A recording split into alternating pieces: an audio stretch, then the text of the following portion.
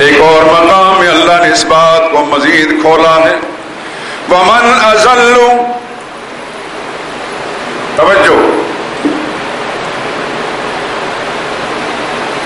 میں تو پوری دیانت کے ساتھ، امانت کے ساتھ اللہ کا قرآن آپ کو سنا رہا ہوں، اور سب لوگ میرے سامنے، سب کے چہرے مجھے دکھائی دیتے ہیں، جس کی توجہ نہیں تو مجھے سخت تکلیف ہوتی ہے۔ اس وقت میرے سر میں بڑا شدید درد ہے، آج صبح سے بلڈ پریشر کی تکلیف کچھ زیادہ ہے، لیکن کام میں نے کرنا ہے انشاءاللہ، اللہ کی توفیق سے اب تک چل رہا ہے۔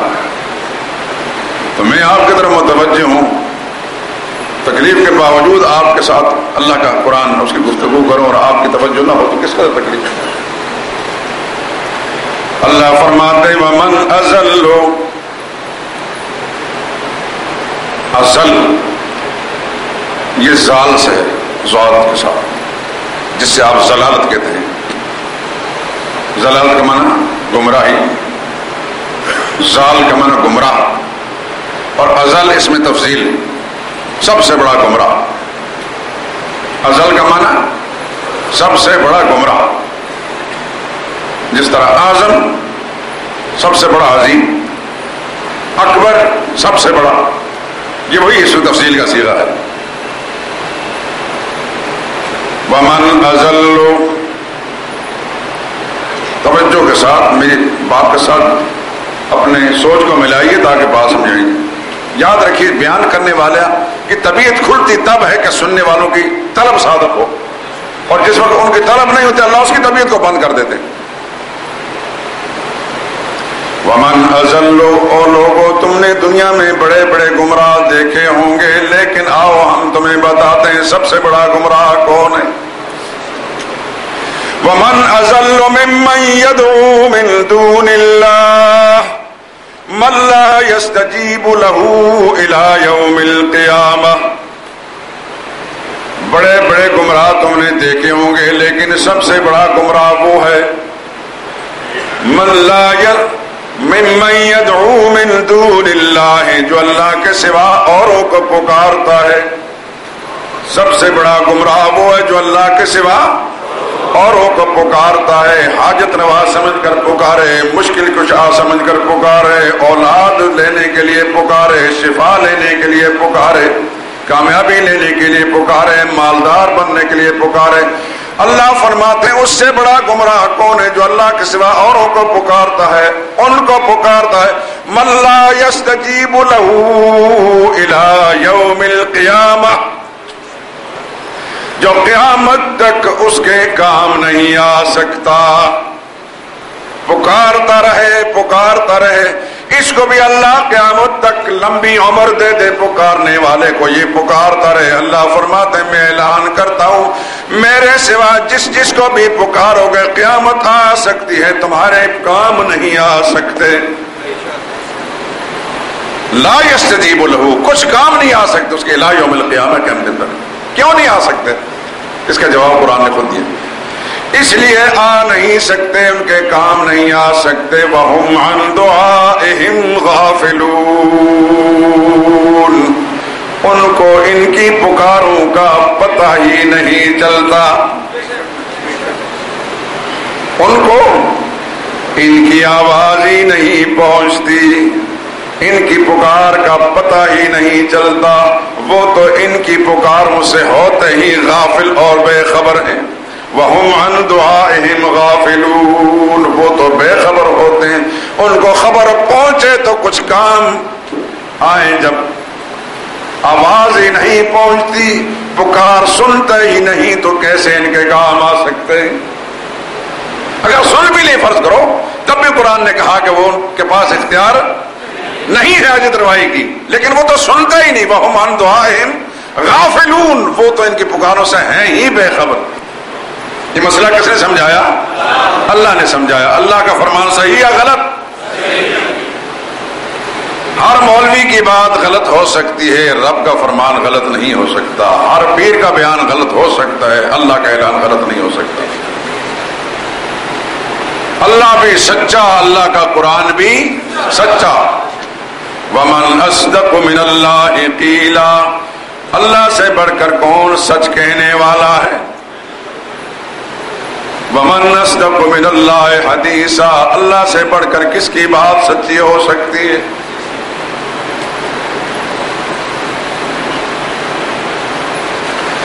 آئیے قرآن کریم سے پوچھتے ہیں، اللہ کے مقبول بندے کس کو پکارتے تھے؟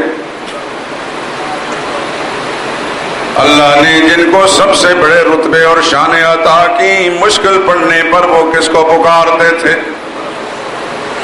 متوجہ ہو جائیں، توجہ ہے؟ جن کو اللہ نے سب سے بڑے رتبے عطا کیے ان کو بھی مشکلیں آتی رہیں، ان کو بھی مشکلیں آتی رہیں۔ جن کو اللہ نے بڑی شان عطا کی ان کو بھی مشکلیں آتی رہیں، لیکن ان مشکلوں میں انہوں نے اللہ سے نظریں ہٹا کر کسی اور کی طرف توجہ نہیں کی، کسی اور کو نہیں پکارا۔ وہ مشکل وقت میں بھی اللہ ہی کے دروازے پر دستک دیتے تھے۔ اللہ کے پیغمبر ہیں، بیمار ہو گئے، کیا ہوئے؟ بیمار ہو گئے۔ جس طرح میرے اور آپ کی طرح امتی لوگوں پر بیماری آتی ہے، نبی پر بھی بیماری آتی ہے۔ نبی ہوتے تو انسان ہی ہیں، رتبہ ان کا بلا شبہ ساری کائنات سے بڑا ہوتا ہے، لیکن تقاضے تو سارے انسان ہی رکھتے ہیں۔ انسان ہوتے ہیں، انسانوں کی اولاد ہوتے ہیں، انسانوں کی نسل سے ہوتے ہیں۔ اللہ کے ایک پیغمبر بیمار ہو گئے، بڑی لمبی بیماری میں مبتلا ہوئے۔ اچانک ایک واقعہ ایسا پیش آیا، تفصیل چھوڑتا ہوں۔ پہلے بڑے صابر اور شاکر تھے، صبر کے ساتھ اس تکلیف کو برداشت کرتے رہے۔ تعلیم کیا ہے حضور صلی اللہ علیہ وسلم کی؟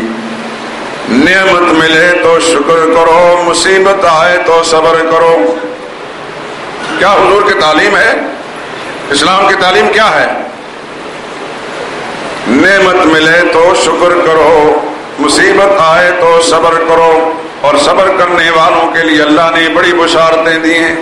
ان اللہ مع الصابرین، اللہ صبر کرنے والوں کے ساتھ ہیں۔ وبشر الصابرین الذین اذا اصابتهم مصیبۃ، جن انسانوں کو مصیبت پہنچتی ہے اور وہ صبر کرتے ہیں، میرے پیغمبر کو خوشخبریاں سنا دو۔ قالوا انا للہ وانا الیہ راجعون، مصیبت پڑنے پر وہ یوں کہتے ہیں ہم اللہ ہی کا مان ہے، اللہ کی طرف لوٹ کر جانے۔ اللہ فرماتا ہے اولئک علیہم صلوات من ربہم ورحمہ، ایسے لوگوں کو ان کے رب کی طرف سے شاباشیں ملتی ہیں۔ صلوات من ربہم کا ترجمہ شاہ عبد القادر نے کیا، اللہ کی طرف سے ان کو شاباشیں ملتی ہیں، اللہ کی مہربانی ان پر آتی ہے۔ انما یوفی الصابرون اجرهم بغیر حساب، صبر کا مصیبت پر صبر کرنے والوں کو اللہ اتنا اجر دیتے ہیں کہ جس کا حد و حساب کوئی نہیں ہوتا۔ تو تعلیم اسلام کی کیا ہے؟ نعمت ملے تو شکر کرو، مصیبت آئے تو صبر کرو۔ صبر کرتے تھے اللہ کے پیغمبر، حتیٰ کہ ان کا لقب ہی صابر بن گیا۔ کون؟ سیدنا ایوب علیہ السلام، لمبا عرصہ بیماری گزاری، بیویاں ساتھ چھوڑ گئیں، بچے سارے کے سارے مر گئے، خاندان والوں نے الگ کر دیا، محلے والوں نے الگ کر دیا، بڑی آزمائش۔ اچانک ایک واقعہ ایسا پیش آیا، ایک وفادار بیوی، ابلیس لعین ان کو کہیں ہمدرد کی شکل میں، حکیم کی شکل میں ملا۔ یہ پریشان تھی بیچاری، محنت مزدوری کر کے ان کے لیے کھانا لاتی تھی، ہر آدمی سے پوچھتی تھی کہ میرا شوہر بیمار ہے، کوئی علاج بتاؤ۔ ابلیس نے کہا تم نیاز دینا حارث کے نام کی، تمہارا شوہر ٹھیک ہو جائے گا۔ بیچاری کو اندازہ نہیں تھا کہ یہ ہمدردی کے روپ میں کوئی ابلیس ہے. انہوں نے آ کر سیدنا ایوب علیہ السلام کے سامنے بیان کیا کہ اس طرح آج مجھے ایک بڑا ہی ہمدرد آدمی ملا تھا, وہ یہ کہہ رہا تھا کہ نیاز دینی آپ نے. کبھی انہوں نے کچھ کیا نہیں تھا. ایوب علیہ السلام سمجھ گئے کہ اب تو ابلیس نہیں, ان کو بھی میرے گھرانے سے کچھ امیدیں پیدا ہو چلی ہیں کہ میرا گھرانہ پھر شرک میں مبتلا ہوگا. اب بے قرار ہو گئے. پہلے صبر کے ساتھ برداشت کرتے تھے. وَأَيُّوبَ إِذْ نَادَىٰ رَبَّهُ, ایوب علیہ السلام کا حال پڑھو قرآن میں. او مسلمانوں, بیماری میں مبتلا ہو کر قبروں کی مٹی کھانے والوں, قبروں پر جا کر ان کے پتھروں کو جسم پر ملنے والوں, شفا حاصل کرنے کے لیے ان پر جلنے والے چراغوں کو اپنے جسم پر ملنے والوں, ان کی کالک ملنے والوں, میں نے دیکھا اپنی آنکھوں سے, اس لیے میں کہہ رہا ہوں. پڑھو ذرا ایوب علیہ السلام کا قصہ قرآن میں. اذ نادى ربه, انہوں نے پکارا اپنے رب کو. کس کو پکارا؟ اپنے رب کو پکارا. اللہ کے مقبول بندوں پر بھی مصیبتیں آتی تھیں, لیکن مصیبتوں میں صرف اللہ ہی کو پکارتے تھے اور اللہ ہی سے شفا لیتے تھے. اللہ ہی کو مشکل کشا سر مشکل کشایاں کرتے تھے. اذ نادى ربه, پکارا اپنے رب کو, پالنے والوں کو. انی مسنی الضر, میرے داتا میرے پالنے والے مجھے آج بڑی تکلیف پہنچ رہی ہے. جسمانی تکلیف تو پہلے سے برداشت کرتا چلا آیا تھا, لیکن آج ذہنی اور روحانی طور پر جو تکلیف پہنچی ہے یہ برداشت سے باہر ہے. ساری تکلیفیں تیری رضا کے لیے برداشت کر سکتا ہوں, لیکن میرے گھرانے میں شرک ہے, یا اللہ یہ برداشت نہیں کر سکتا. انت ارحم الراحمین, یا اللہ تو سب سے بڑا رحم کرنے والا ہے, میرے حال پر رحم فرما اور مجھے شفا عطا فرما. خدا نخواستہ یہ بیماری لمبی ہوتی گئی, کہیں نہ کہیں سے ابلیس میری بیوی کو شرک میں مبتلا کر دے گا. فاستجبنا له, جواب کیا آیا؟ ادھر دستک دی. ایوب علیہ السلام نے اپنے داتا کے دروازے پر, ادھر سے فوراً جواب آیا. دیر کیا تھی وہاں؟ فاستجبنا له, ہم نے فوراً ان کی پکار کو سن لیا, فوراً ان کی مراد پوری کر دی. فَكَشَفْنَا مَا بِهِ مِنْ ضُرٍّ, ایوب علیہ السلام کو جو بیماری تھی ہم نے وہ ساری بیماری بھی ہٹا دی. ہمارے لیے کیا مشکل ہے؟ اللہ کے یہ مقبول بندے اپنی مشکلوں میں کس کے دروازے پر دستک دیتے تھے؟ کس کو مشکل کشا سمجھتے تھے؟ کس کو حاجت روا سمجھتے تھے؟ کہاں سے ان کی حاجتیں پوری ہوتی تھیں؟ کون ان کا مشکل کشائی کرتا تھا؟ صرف اللہ.